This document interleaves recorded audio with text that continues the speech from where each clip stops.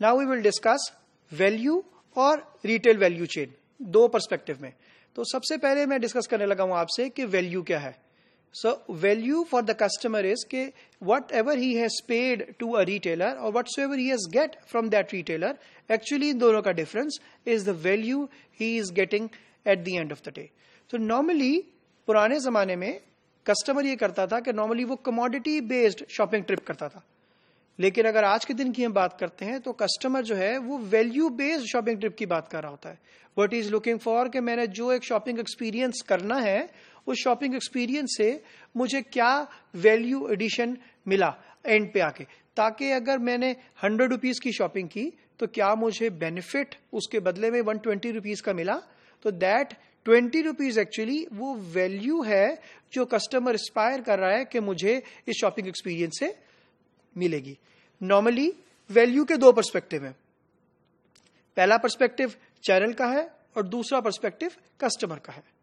अगर हम channel perspective की बात करें तो चैनल पर्सपेक्टिव वैल्यू का यह है कि वो तमाम सेट ऑफ एक्टिविटीज और प्रोसेसेस जो कि एक्चुअली हेल्प करते हैं कस्टमर को किसी वैल्यू को लेने के लिए, which means they will enable customer to get some value of this process or from this activity।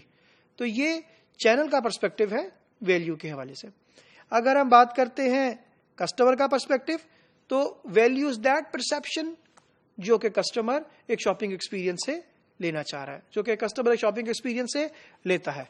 तो हमारे पास वैल्यू के पर्सपेक्टिव बड़ा क्लियर है कि ये वो एडिशनल बेनिफिट है विच can B tangible, which can B intangible, which can be monetary, which can be non-monetary, और इसके अलावा which can be in terms of some additional features, some additional facilities। जिस तरीके से अगर आप कोई let's say air condition bye करने के लिए गए हैं और वो एयर कंडीशन के साथ आपको कोई इंस्टॉलेशन फैसिलिटी मिल गई है और वो एयर कंडीशन बाय करने के साथ आपको कोई डिलीवरी फैसिलिटी मिल गई है टू योर होम और टू योर ऑफिस और टू योर बिजनेस लोकेशन, तो इन सारी चीजों के अंदर आपने एक्चुअली जो प्राइस पे की है वो एयर कंडीशन की है और जो फैसिलिटी आपको मिली है वो एडिशनली इंस्टॉलेशन और डिलीवरी की मिली है और इन दोनों में से कोई एक मिली है।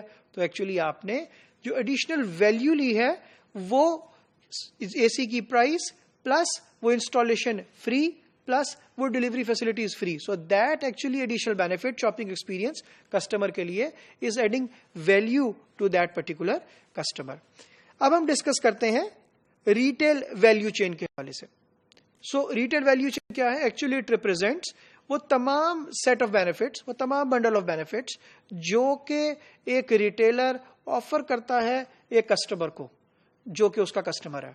अब वो किस तरह के बेनिफिट्स हो सकते हैं, वो कौन कौन से सेट ऑफ बेनिफिट्स हैं? हमारे पास पूरी लिस्ट ऑफ थाउजेंड्स आइटम्स ऐसी मौजूद हैं इन टर्म्स ऑफ वैल्यू की बात करते हैं।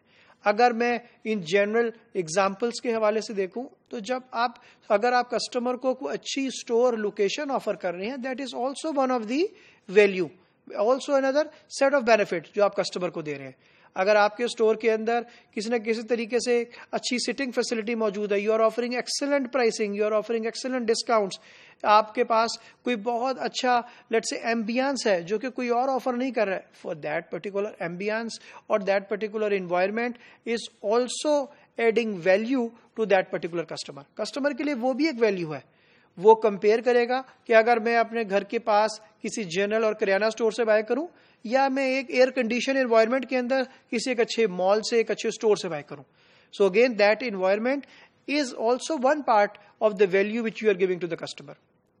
इसी तरीके से अगर कस्टमर को डील करने के लिए एक पढ़ा लिखा स्टाफ मौजूद है, सो दैट स्टाफ जो कि नॉलेजेबल स्टाफ है, प्रेजेंटेबल स्टाफ है, that staff is also considered to be one of the additional benefit जो कि आप उस कस्टमर को ऑफर कर रहे हैं। So parking one of the factors, stock की position one of the factor. अगर आप स्टोर में हर वक्त कस्टमर को ऑफर कर रहे हैं कि भाई आप आए और हमारे पास आने के बाद you will find stocks every time, shelves खाली नहीं मिलेंगी आपको, स्टॉक आउट्स नजर नहीं आएंगे, स्टॉक की position will always be healthy. This is one of the type के जहां पर वन ऑफ द बेनिफिट जो कि आप कस्टमर को ऑफर कर रहे हैं। मोस्ट ऑफ द केसेस में ऐसा होता है कि आप ऑब्जर्व करेंगे अगर कोई प्रोडक्ट बहुत अच्छी प्राइसिंग के ऊपर मौजूद है तो वो स्टॉक आउट हो जाएगी। सो रिटेलर का काम क्या है, बिकॉज कस्टमर उसमें वैल्यू स्पायर कर रहा है, तो यू नीड टू इंश्योर कि आप प्रॉपर स्टॉक पोजीशंस को मेंटेन करें।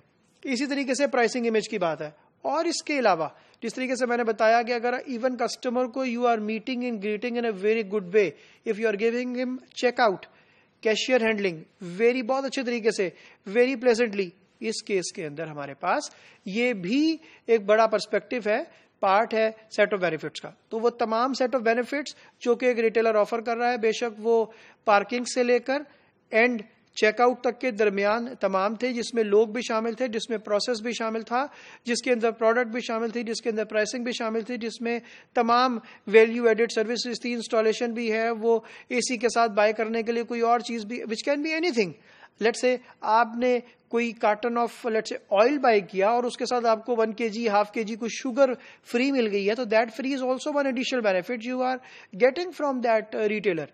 तो ये तमाम benefits are part of retail value chain.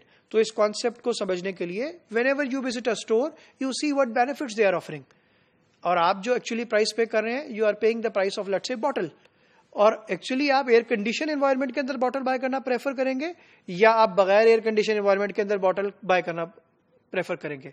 The price of the bottle may remain same और normally it remains same. So customer को जहां ज्यादा बेनिफिट नजर आता है, जहां ज्यादा सेट ऑफ बेनिफिट नजर आएंगे, ऑफ कोर्स कस्टमर उस रिटेलर को प्रेफर करेगा कि उस रिटेलर के पास जाए और वहां से अपनी शॉपिंग को करे। तो रिटेल वैल्यू चेन का बहुत अहम किरदार है एक रिटेलर को की ग्रोथ में, उसकी प्रोस्पेरिटी के अंदर।